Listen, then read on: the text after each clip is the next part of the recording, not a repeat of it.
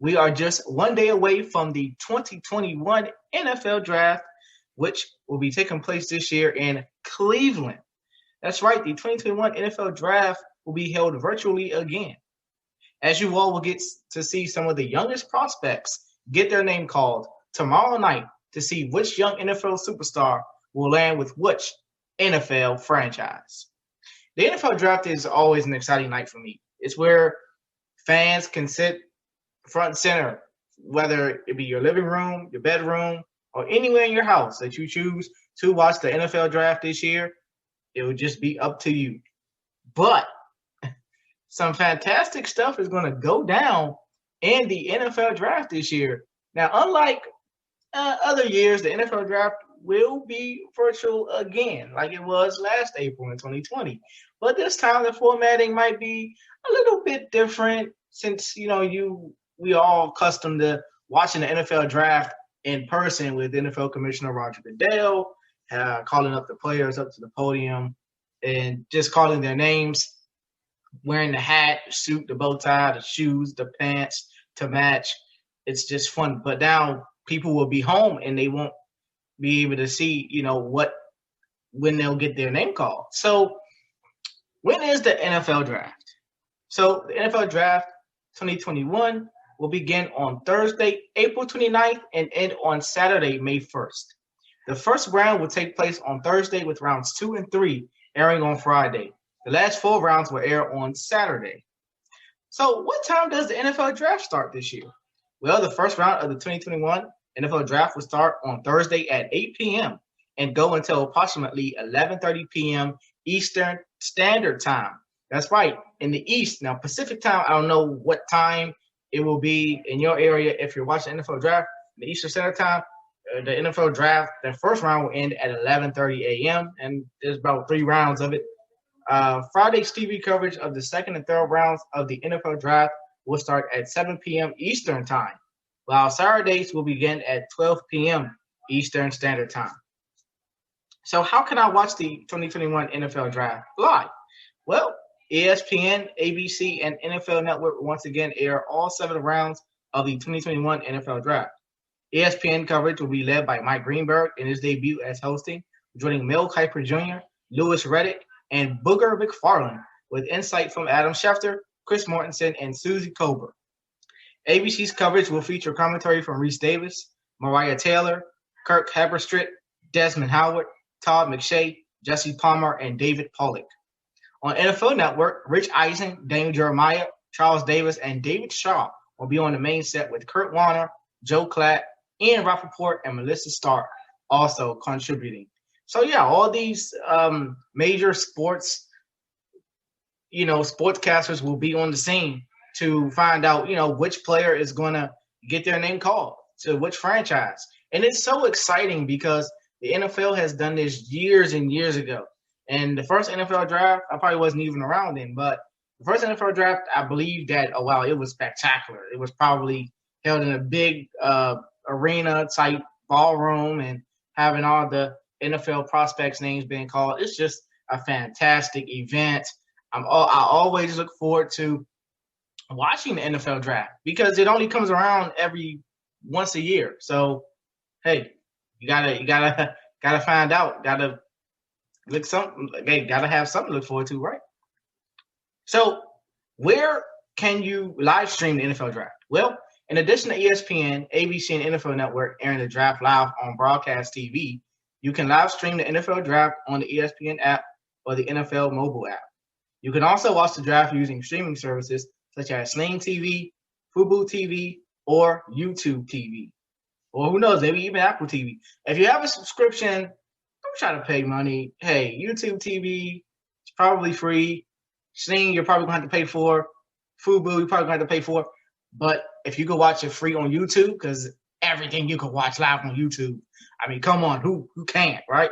So, yeah, you gotta make sure you guys look at this draft. It only comes around once a year. Hey, fans tune in to see NFL Draft. It only comes around once a year, just like the NBA Draft. It comes around once a year, so make sure you don't miss it. Thursday, Friday, and Saturday. 3 rounds, people. 3 rounds. You can't miss it. So where will the NFL draft take place this year? Well, as I said in my intro, the 2021 NFL draft will be hosted in various locations across Cleveland, Ohio, including First Energy Stadium and the Rock and Roll Hall of Fame. Last year, the 2020 NFL draft was held remotely due to the COVID-19 pandemic, with NFL teams making their selections from home. According to NFL.com, this year, a select number of prospects will take the stage in Cleveland, while fans, media, NFL Network, ESPN, and ABC crews will also be on site as the league welcomes the new rookie class. So, yes, you can and you will be able to watch NFL draft virtually from Cleveland, Ohio, the home of Mr. Baker Mayfield and the Cleveland Browns. So this year, it will take place in Cleveland, First Energy Stadium and the Rock and Roll Hall of Fame, where they have the Hall of Fame game each year in Cleveland, Ohio, and where they have the Hall of Fame ceremony there. It's just going to be fabulous. NFL draft is going to be fabulous, people, I'm telling you. So the 2021 NFL draft first round order. This is round 1. So the first team to go, the pick first, is a team that had the worst record out of all the NFL teams last year. Number 1 is going straight to the Jacksonville Jaguars. Now, case in point, Trevor Lawrence is supposed to be going to the Jaguars. Supposedly supposed to be going to the Jaguars. Now, he might go to the Jets because remember, the Jets just lost Sam Darnold to Carolina Panthers. So you never know. I mean, he could go to Jacksonville, he could go to the Jets. Hey, Trevor Lawrence could even go to the 49ers. We don't know.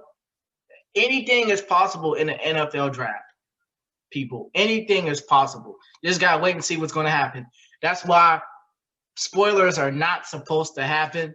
You leave you on the edge of your seat. This is kind of like a soap opera. You really don't know who's going where or who's going to draft who. You just don't know until the next day. So round 1, the Jacksonville Jaguars are picking first.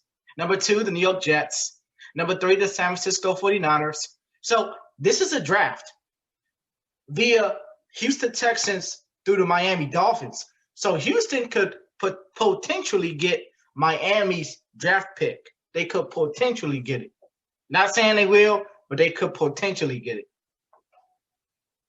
4, the Atlanta Falcons are picking. Number 5, Cincinnati Bengals.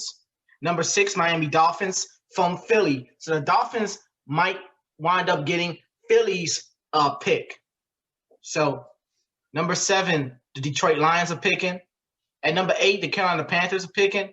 At number 9, the Denver Broncos are picking. At number 10, Jerry Jones and those famous Dallas Cowboys are picking. Number 11, the New York Giants are picking. Number 12, the Eagles are picking. Now, this is a pick from San Francisco through the Miami Dolphins for pick number 12 for Philly. Number 13, the Los Angeles Chargers are picking. Number 14, Minnesota Vikings are picking. Number 15, the New England Patriots are picking their draft pick. Number 16, the Arizona Cardinals. Number 17, the Las Vegas Raiders. At number 18, Miami Dolphins. At number 19, my favorite team, the Washington Football Team, is picking. Number 20, the Chicago Bears are picking. At number 21, the Indianapolis Colts are picking. Number 22, Tennessee Titans. Number 23, the New York Jets from the Seahawks. So the Jets could potentially get the Seattle Seahawks draft pick. Number 24, the Pittsburgh Steelers are picking. Number 5, the Jacksonville Jaguars from Los Angeles Rams. Number 26, your world-famous Cleveland Browns that's going to be hosting this NFL draft are picking 26. Number 27, you got the Baltimore Ravens picking. Number 28, you got the Saints. Number 29, you got the Packers. Number 30, you got the Bills. Number 31, you got the Baltimore Ravens. So Kansas City Chiefs are going to be giving away their potential pick to the Baltimore Ravens. And at number 32, your Super Bowl champs from this year, the one and only Tampa Bay Bucks. The Super Bowl teams always pick last in the NFL draft. Am I right? I'm right. They always do. So yeah, NFL draft, dope. That's round 1 picks. That's the draft order for round 1. You know, I could get to round 2, but I'm sticking with round one right now because round one is the first night. So some news out of the Miami Dolphins and the Washington football team camp. So Eric Flowers, similar to his NFL career, appears to have achieved some stability, and he's heading back to where he first found it. The Miami Dolphins have agreed to trade Flowers to the Washington football team in a deal involving a swap of late-round draft picks. Washington will now pick number 258th overall, while Miami holds pick number 244. The agreed-upon trade sends Flowers back to the place where he initially transitioned from tackle to guard and finally developed into a player who could be counted on to block reliably. Flowers were reportedly delighted by the move, as he'll get a chance to reunite with the staff that turned his career around. A former first-round pick of the Giants in 2015, Flowers never lived up to the expectations of becoming a franchise tackle while in New York. He struggled minorly at left tackle, becoming a disappointingly dependable source for ugly clips of him getting beaten soundly by opposing rushers. So much so that on at least one occasion, he kicked the foot out in a vain attempt to try to trip a defender. The signing of Nate Solder kicked Flowers over to right tackle in 2018, where Flowers didn't fare any better, losing his job to Chad Wheeler. With New York having already declined his fifth-year option, Flowers' days were numbered and he was officially released in October of 2018.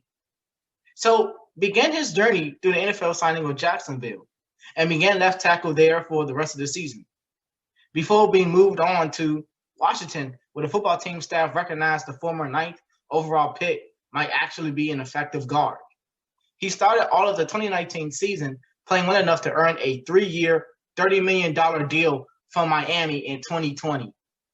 That same deal still exists and helps explain why Washington is able to get a starting guard for just a swap of late first-round picks. Flowers' cap is $10 million in 2021 and increases to $11 million in 2022. A number Washington can afford. Miami, meanwhile, clears a decent chunk of cap space ahead of the draft. Flowers will reunite with his former offensive line coach and give Washington options at guard between him and Wes Schweitzer, who stepped into the void left by Flowers' departure and also filled in for Brandon Sheriff in 2020. So here's the deal, guys. Eric Flowers, he started his career in Washington. He comes back to Washington, plays a good 3 years with the Giants, then comes back to the team that he originally played for. This tells me something. This tells me that the Giants weren't really that good last year because they weren't. Everybody knows that. And that Flowers really wanted to change the scenery, or he just missed Washington and he wants to come back home to where it all happened for him. And that's a good thing because we need defensive blockers. Here's my thing. I've heard rumors that Washington could be going out for another quarterback. No. Here's my problem with this. Here's the point. Number one, Ryan Fitzpatrick, Fitzmagic all the way. Number two, you got Taylor Heineke. Number three, you got Kyle Allen, who's coming off a torn ACL. Number four, you got the young kid from Utah State. In my opinion, Washington already has 4 quarterbacks who can play. Now, why would you go and get a 5th quarterback? Unless Kyle Allen is going to be gone after the NFL draft is over. And there's nothing wrong with that because Kyle Allen, he's probably going to lose his speed and athleticism anyway after he came back from that torn ACL. What, you think he's just going to be back like willing and dealing like he was before he got injured? No. Your speed diminishes, buddy boy. When you lose and you have a torn ACL, you lose some of that speed, some of that stamina, something that Alex Smith knows quite well. That's why Alex Smith wasn't the player that he was when he first came back. It's true. Alex Smith wasn't the same quarterback that he was when he first came back to Washington. When he played in those games last year, he couldn't run. All he could do was pass the ball. And that's fine. Because Alex Smith had 18 knee surgeries. Kyle Allen never had 18 knee surgeries. Kyle Allen never had a near-death experience. Never did that. So here's the thing about the quarterback situation in Washington. It's going to happen. We didn't go out and get Fitzpatrick for nothing. We didn't re-sign Taylor Heineke for nothing. We didn't re-sign Kyle Allen for nothing. And yet, bonehead Dan Snyder wants to pick another quarterback. I don't get it. You know what you should really be concerned about? Your safety position and your cornerback position. That's what you should be worried about, Dan Snyder, instead of getting some other quarterback. Come on, man. Come on. Moving on. With the 2021 NFL Draft's commencement just a couple days away, the Baltimore Ravens have raised an eyebrow or two as a glaring name remains from the 2018 first-round draft class, who is yet to have his fifth-year option exercised. 2019 AP NFL Most Valuable Player Lamar Jackson is that glaring omission, but Ravens coach John Harbaugh took it upon himself to quell any scuttlebutt by emphatically guaranteeing Baltimore would exercise the option as a dynamic dual-threat signal caller. Jackson certainly isn't the only big name without an option exercised. Giants running back Saquon Barkley and Bills quarterback Josh Allen are a couple, for instance. Still with the draft drawing closer and next week's deadline for options, speculating rises. Though Harbaugh didn't offer a reason as to why the option had yet to be exercised, he was adamant there were no underlying reasons involved. The only quarterback to have ever tallied 2 1,000-yard rushing seasons. Jackson is a supernova never seen before, and Harbaugh realizes it. While critics point to the need to improve the passing game and to make a push in the playoffs, Harbaugh is confident that he has something special in Jackson and excited to see where it all goes. Absolutely, John Harbaugh. You have the 2019 MVP in Lamar Jackson, and you mean to tell me you're not going to use that fifth-year option to re-sign him to a bigger deal? Management in Baltimore is not like management in Washington. Baltimore gets things done. And Washington has just gotten things done. Washington has just come up from where they were 3 or 4 years ago when Jay Gruden was the coach. And things weren't getting done there. Now with new head coach Ron Rivera, things are getting done because of Ron Rivera's experience, his experience with coaching. Jay Gruden doesn't have coaching experience. The one thing that Jay Gruden has is offensive coordinator experience, which he had in Tampa with his brother Jay, with John, not Jay, John Gruden, and he also had offensive coordinator experience with head coach Marvin Lewis and Cincinnati Bengals.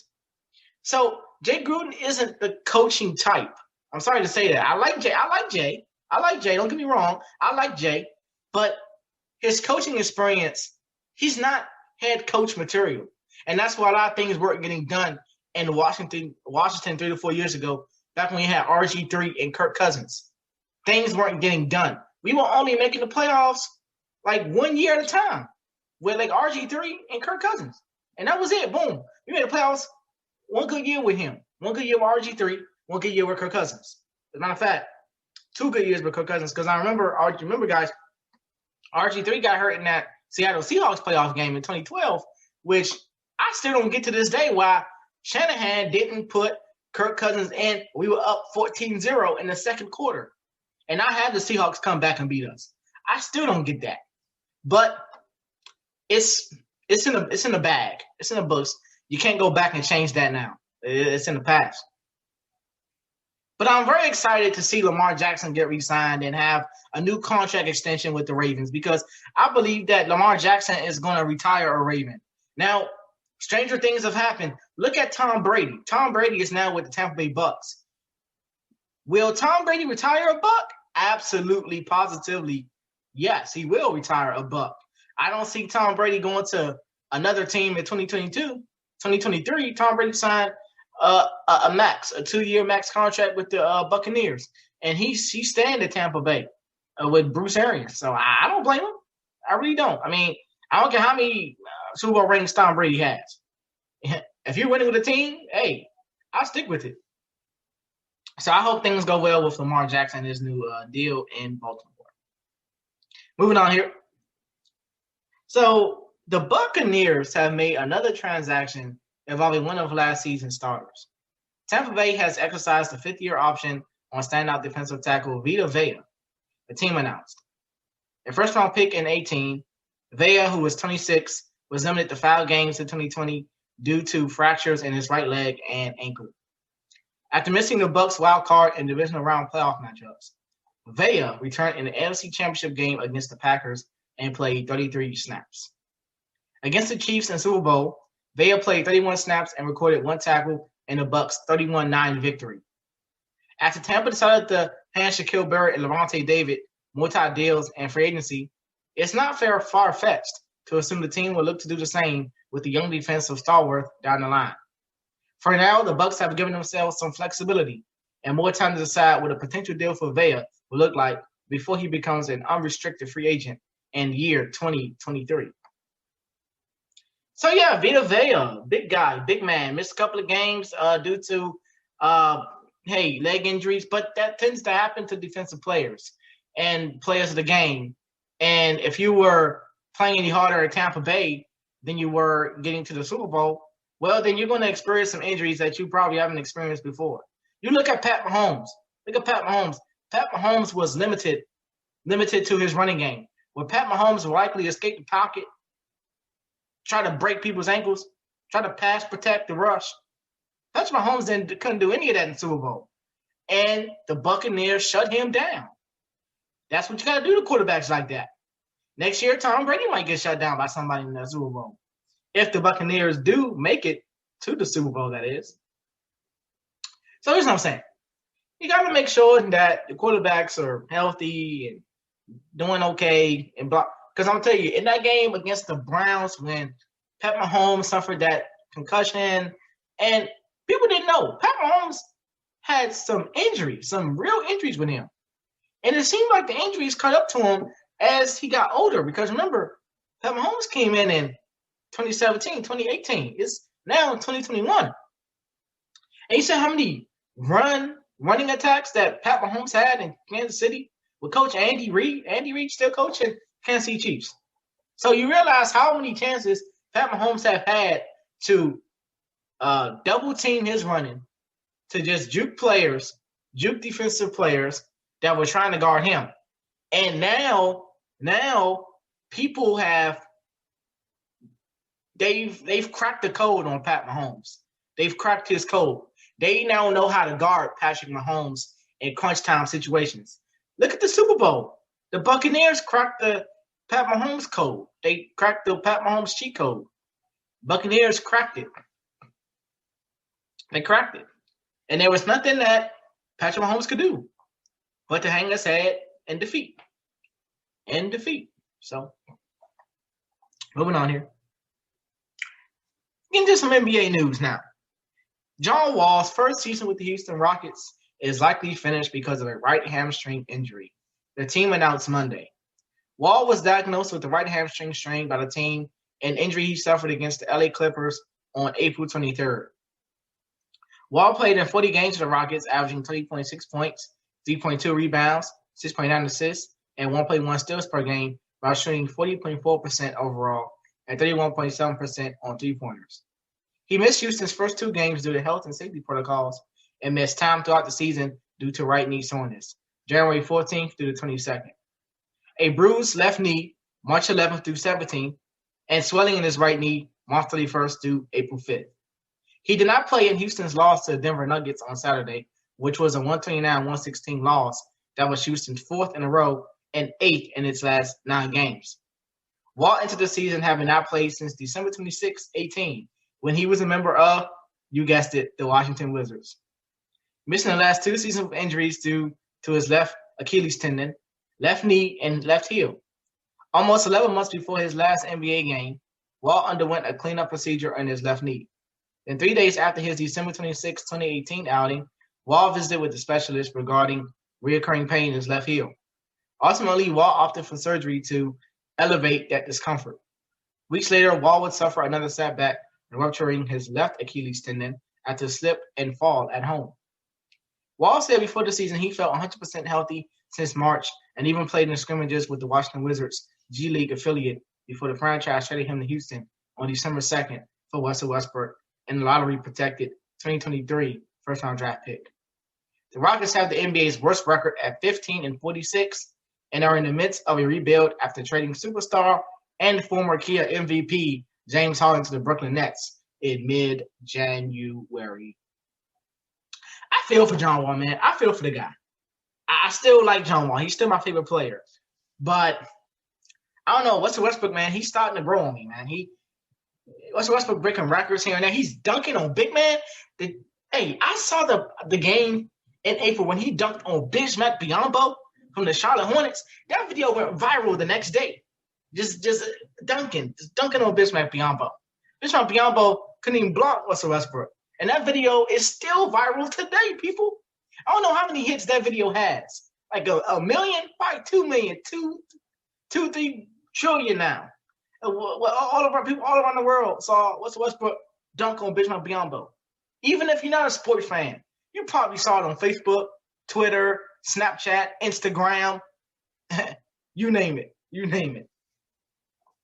And yeah, I feel for John Wall, man. I mean, he played in 40 games this year.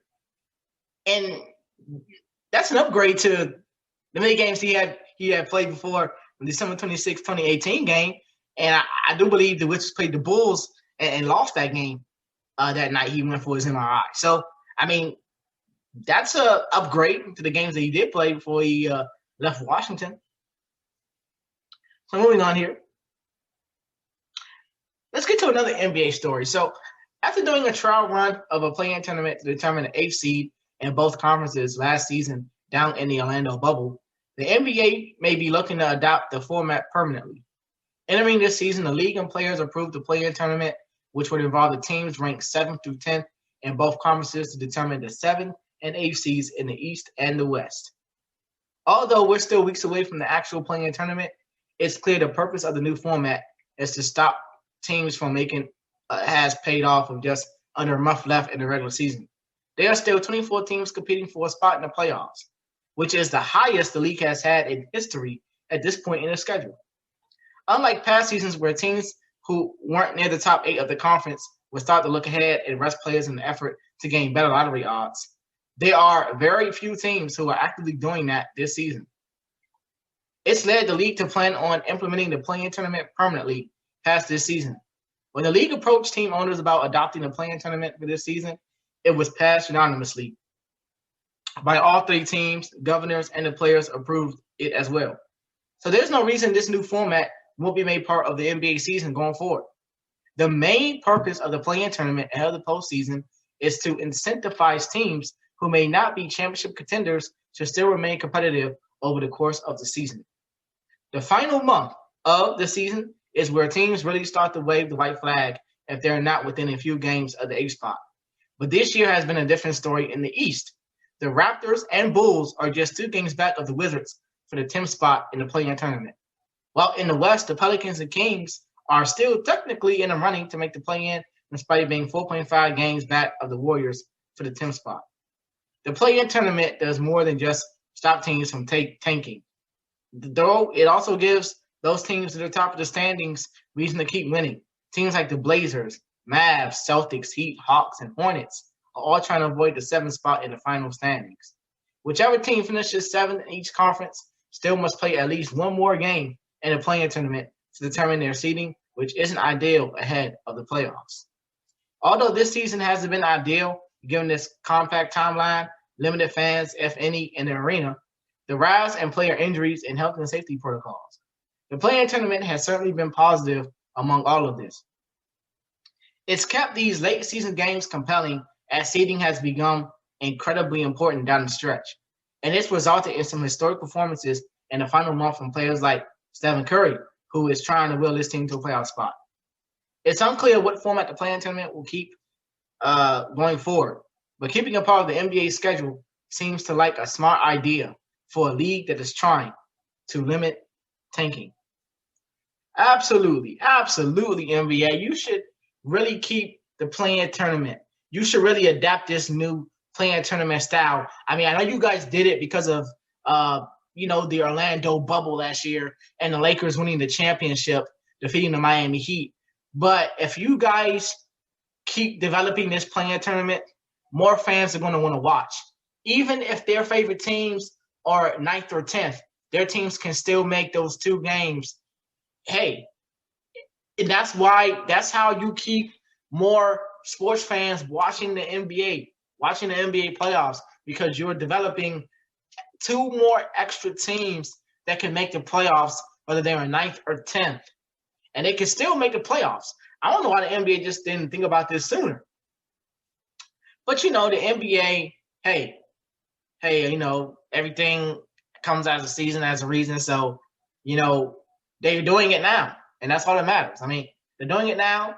I don't know why they didn't think about it before, but 1 through 8 was really okay. 1 through 8, that's really how the NBA should have still kept it last year. But I can see why they wanted to give extra teams that extra incentive to go back to. So I can see why they did it last year. But, after the pandemic is over with, they could probably go back to 1 through 8. Or if they want to keep the play-in tournament, hey, keep it that way. Keep it simple. Don't have all the teams playing the playoffs, because that could become very distracting and very okay, who we got? We got the 15th taking on the 14th seed. We got the 13th seed taking on the 12th seed. We got the 10th seed taking on the 11th seed. We got the 9th seed taking on the 8th seed. It could be very confusing. So keeping it 1 through 10 is the way to go. So getting back to the NFL. So Sean Lee is officially hanging up his spikes after 11 years with the Dallas Cowboys. The 2-time Pro Bowl linebacker announced his retirement Monday. ESPN first reported the news. Lee confirmed the decision in a letter thanking Cowboys Nation to think of the journey now, experiencing things I never thought possible with the men and women who make this game what it is. I am beyond grateful. A second-round pick out of Penn State, Lee entered the NFL with injury concerns. Despite constantly battling nagging injuries, the linebacker was an impact player when on the field. That he lasted 11 years is impressive considering the injuries he battled through, including missing the entire 2014 season with a torn ACL. Lee bounced back from that missed campaign to make back-to-back Pro Bowls and was voted on All-Pro in 2016. During the bulk of his prime, the Cowboys looked drastically worse when Lee wasn't on the field. Unfortunately, the impact player missed 58 games through the course of his career. The Cowboys credited Lee with 995 tackles for his career, which according to the club is 8th most in franchise history. Starting 92 of 118 regular season games played, Lee also generated 14 interceptions, scored 2 TDs, and had 30 passes defended. So yeah, Sean Lee, it's amazing. This guy only played 11 years with the Dallas Cowboys. Wow, that's amazing. See, most NFL players today don't last that long. Look at Alex Smith. Came into the league in 2005. Well, Alex Smith played 16 seasons. Look, I was watching the NHL Network the other day, and a goalie from the Chicago Blackhawks just retired after being drafted in 2011. See, most athletes don't really last long in sports. Like, they play 11, 12 years, maybe 9, 10 years, give or take. The thing is, maybe it's not in the cards for them. I mean, maybe, sports broadcasting is what they want to do. But I mean, athletes today don't last longer than what they did when sports like first became what it is today. Athletes don't last that long. They don't. But congratulations, Mr. Sean Lee, on your retirement and on your years playing in the NFL. Moving on here. So Marshall Faulk might well be the next former NFL standout to take on a college head coaching gig. Faulk and Southern University have mutual interest in the Hall of Fame running back becoming the Jaguars' next head coach Tuesday evening. There have been conversations, but nothing is done as of yet. Faulk was one of the NFL's most versatile backs of all time, dazzling fans across a 12-season career for the Colts and Rams as a 7-time Pro Bowler. His NFL days came to be a phenomenal stay at San Diego State, at which the electrifying runner emerged as one of the nation's top players. Southern University went 4-1 last season and took second in the Southwestern Athletic Conference West. Falk, who is 48, could follow fellow Hall of Famer Deion Sanders and fellow former star running back Eddie George into the college coaching ranks. Sanders is coming off his first season with Jackson State, which is in the SWAC East, while George was recently hired to helm Tennessee State's football program. So congratulations, man, Marshall Faulk. All right, man, Marshall Faulk. Gee, this guy was a runner, man. This guy was a runner. Even when I started watching football in 05, I knew this guy had the speed, man. People want to talk about Walter Payton. No. You can't talk about Walter Payton. Well, Walter Payton was fast. And wow, he's in the Hall of Fame now. But Marshall Faulk, this guy was, wow, unbelievably talented. And we talk about the running backs, Adrian Peterson, Walter Payton, just to name a few.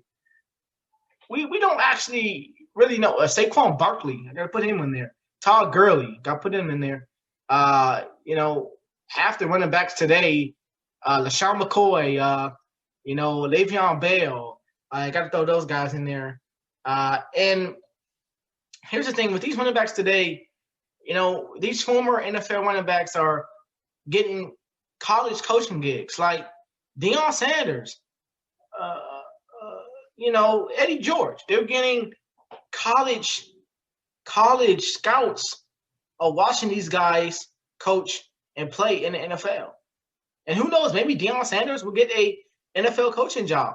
But Marshall Faulk, if he becomes the Jacksonville Jaguars' next head coach, wow, that will be history in the making. I mean, I know former NFL coaches have coached their teams before, former NFL players, I'm sorry.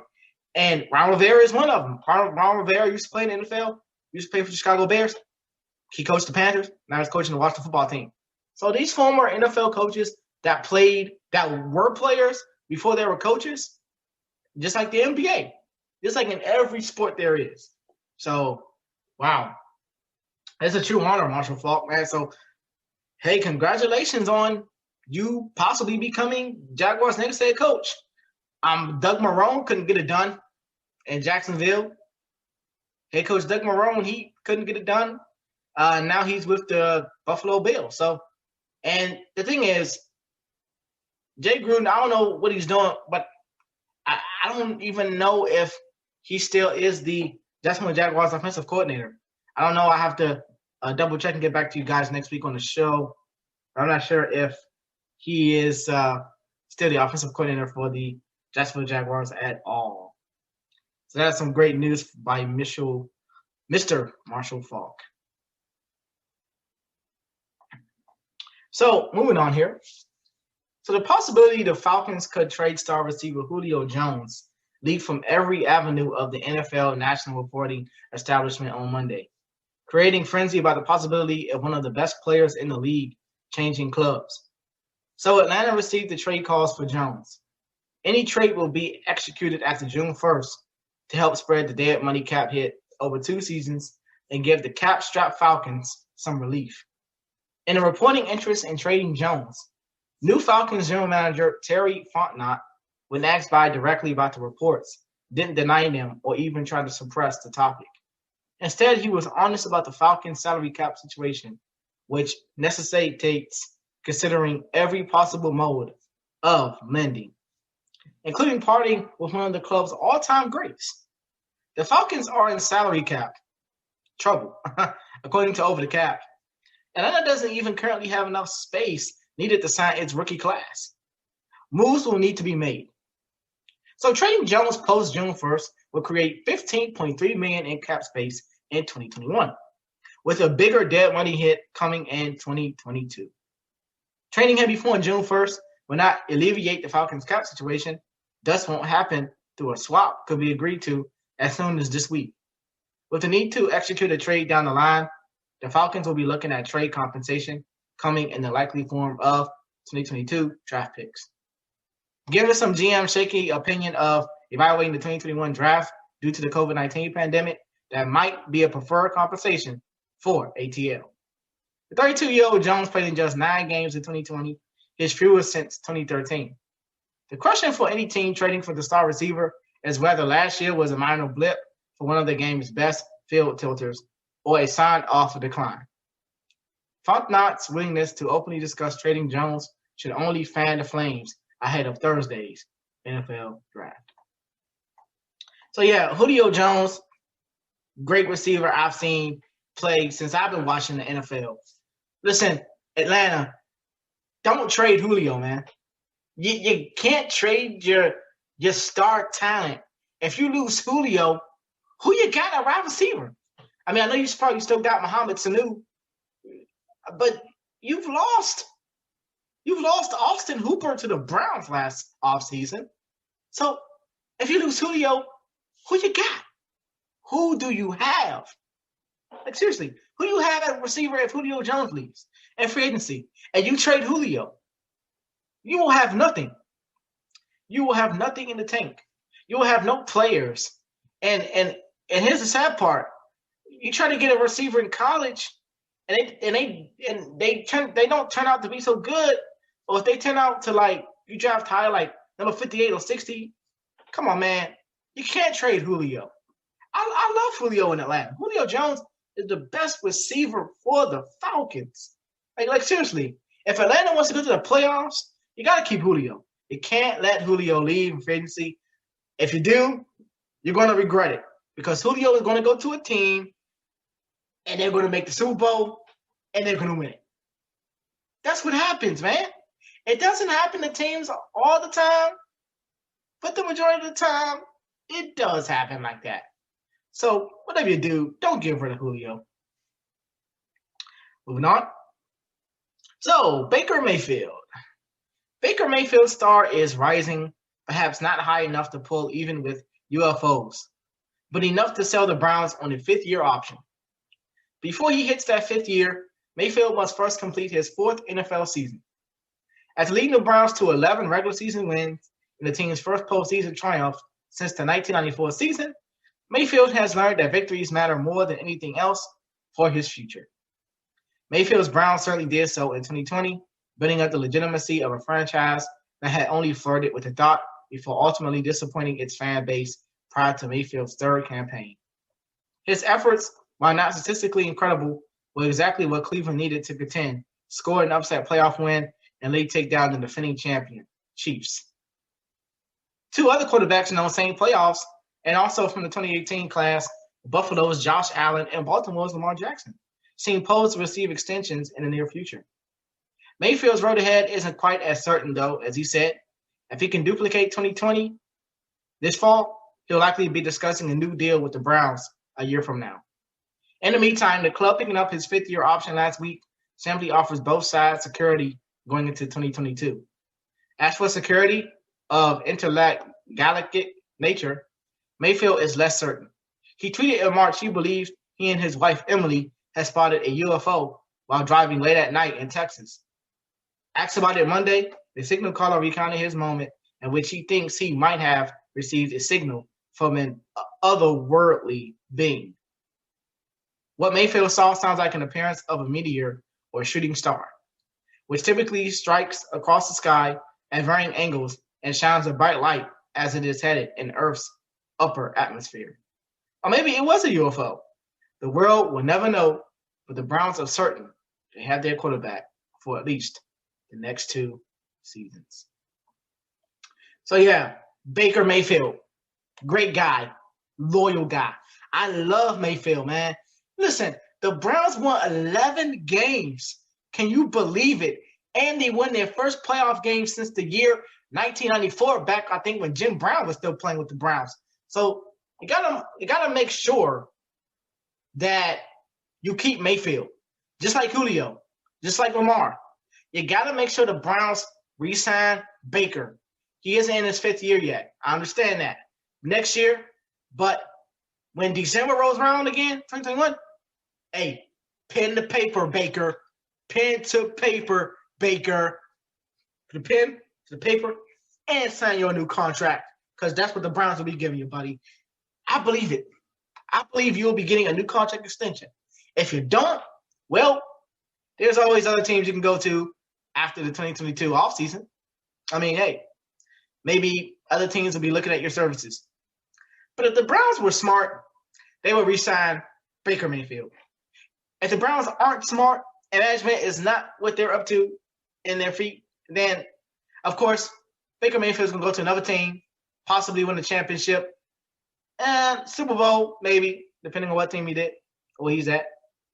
But the Browns lived up to their expectations. Nobody expected the Browns to beat the Steelers. I wasn't even expecting that. Nobody was expecting the Browns to make it a game against the Chiefs. Let me tell you something. If that fourth down call didn't go the Chiefs' way, the Browns would have won that game. You got to go back to January, I believe, when they played. And that was just a great game because Chad Henne had come in for Pat Mahomes when Pat Mahomes went out with that concussion. So you got to go back to, wow, those Browns were pretty awesome in that playoff game. And they still are. Moving on. So with all of their 22 Super Bowl starters back in the fold, the Tampa Bay Buccaneers are bringing back another big name from their title squad. Wide receiver Antonio Brown is re-signing with the Bucs on a one-year deal worth up to $6.25 million. Per Brown's agent, $3.1 million is fully guaranteed, including a $2 million signing bonus. Aiming for back-to-back titles, General Manager Jason Licht and the Buccaneers continue to do an outstanding job at reuniting the talent from last season. Free agents such as Shaquille Barrett, Rob Gronkowski, and Ndamukong Suh have all re-signed, and now two are Brown.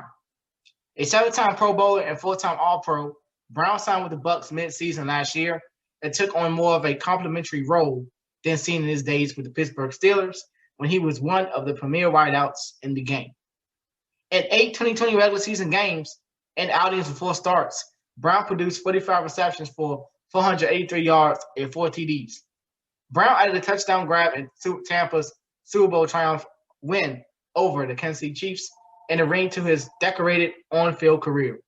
It was Brown's second go-around with Tom Brady after Brown was briefly with the Patriots during a tumultuous 2019 in which he was traded from the Steelers to the Raiders in the offseason, released, signed by the Pats, and released again amid legal troubles. Tampa and Brown reunited had been on the radar since the first wave of free agency passed, and now it's come to fruition. Now Brown is back with the Buccaneers and returns alongside Mike Evans and Chris Godwin as one of the top wide receiver corps in the National Football League. And that's my show, ladies and gentlemen. Thank you for tuning in. I extremely appreciate it. I really appreciate you guys for tuning in, listening. This has been a production of Sports Talk Live. I'm your host once again, Brandon Buckner. See you next time.